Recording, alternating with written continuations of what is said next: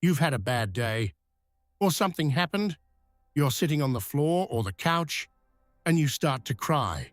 And within a minute or two, sometimes less, your cat appears. They sit near you.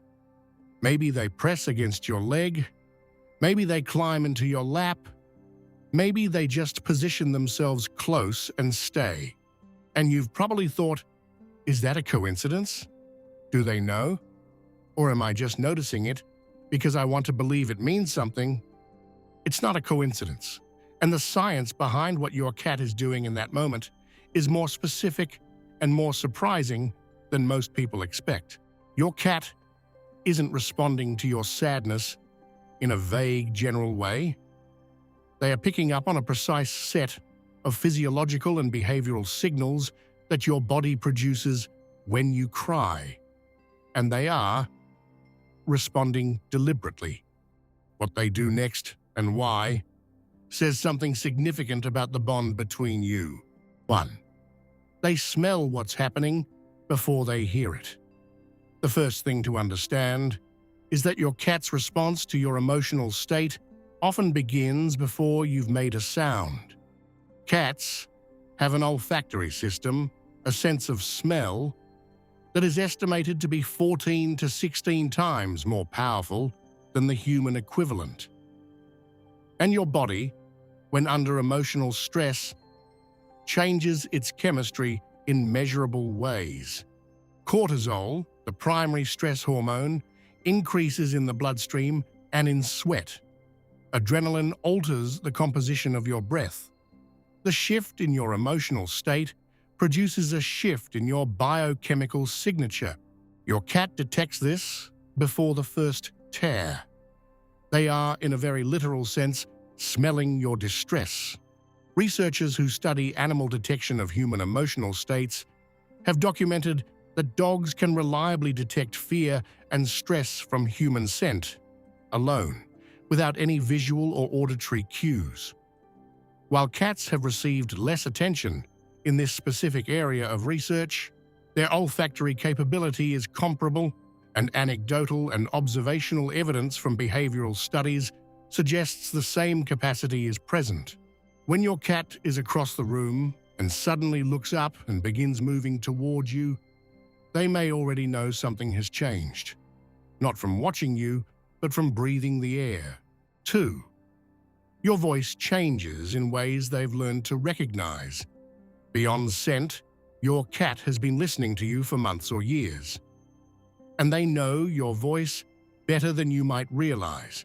A 2022 study conducted at the CNRS in France found that cats could distinguish their owner's voice from a stranger's voice and showed distinct behavioral responses to each.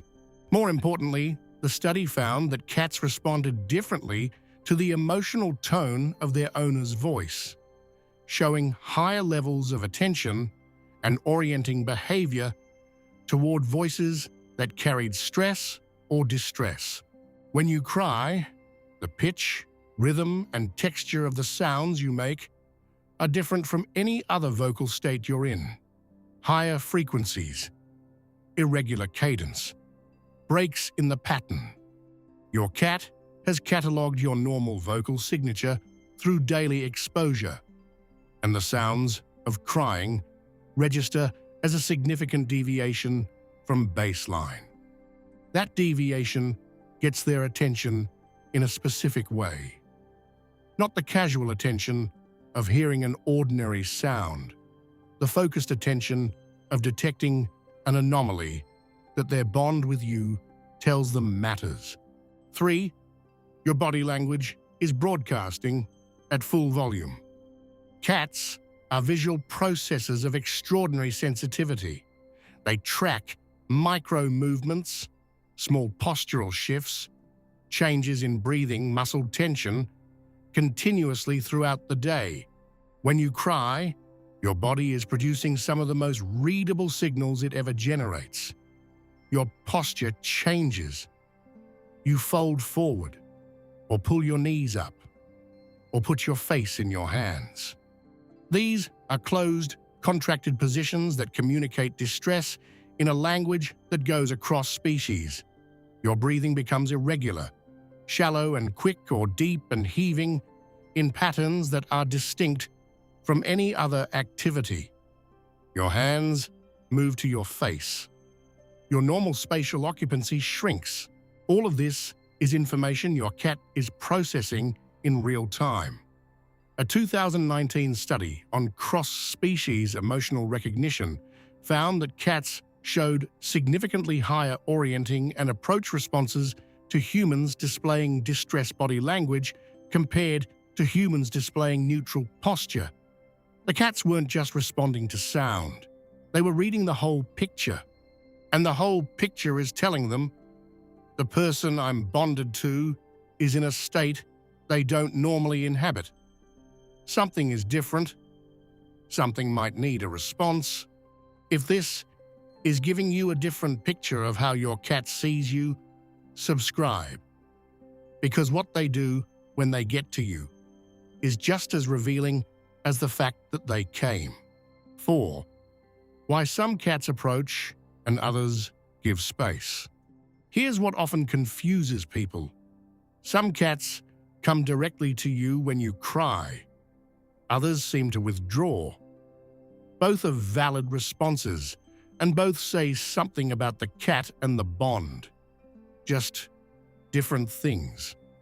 Cats who approach and seek contact when their owner cries tend to be cats with higher affiliative drive.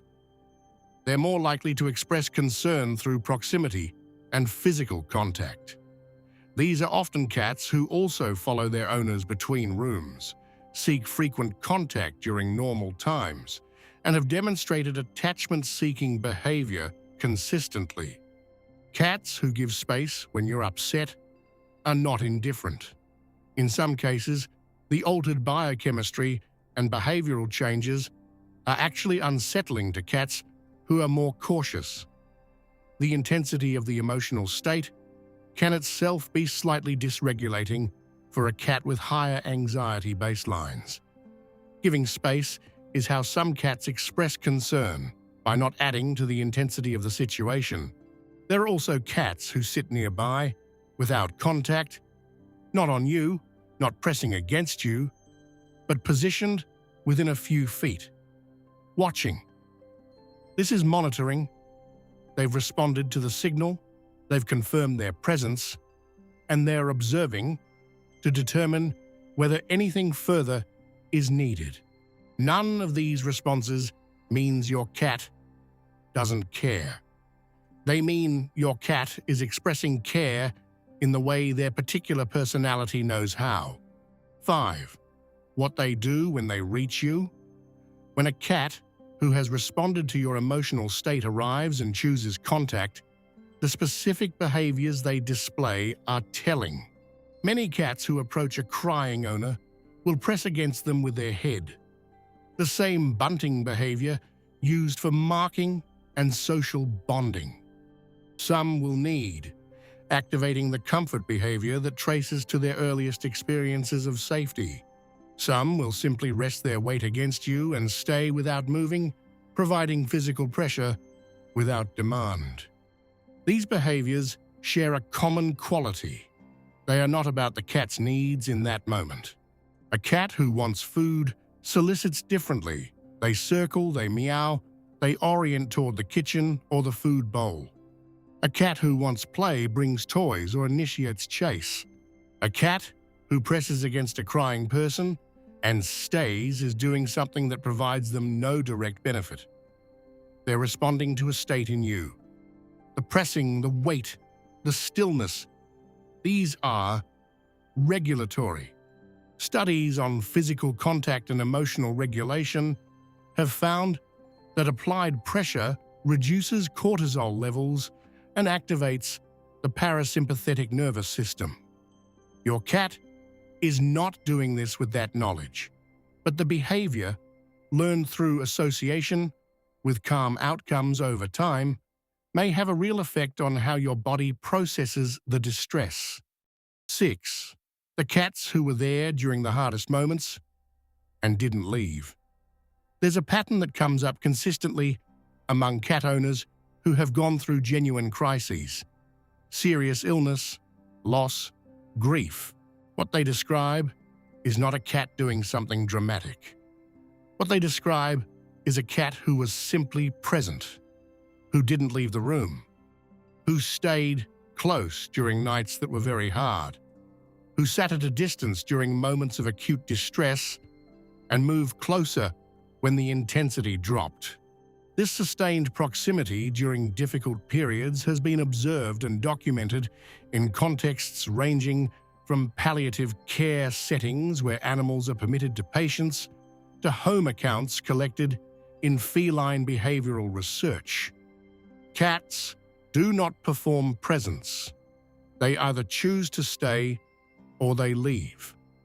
And there are cats, particularly with humans, they are deeply bonded to, who choose to stay through the hardest things without being asked. This is not the response of an animal that is indifferent to your state. This is the behavior of a creature who has decided that whatever you're going through, they're going through it with you. 7. What it tells you about the bond. The way your cat responds when you cry is a window into something that is otherwise difficult to measure. Cats are not obligated to care. They don't have the social programming of dogs, who evolved specifically alongside humans over tens of thousands of years. Cats came to this relationship more recently, more on their own terms, and with considerably more choice in the matter. When a cat responds to human emotional distress, when they detect the biochemical signature of your cortisol, decode the irregular pattern of your voice, read the contraction of your posture, and choose to come, they are doing something that their evolutionary history never required of them. They learned it, they developed it for you. The cat who appears when you're at your lowest isn't being coincidental. They're being intentional in the only way they know how to be. They can't ask what's wrong. They can't offer words, but they can offer weight, warmth, and the decision to stay.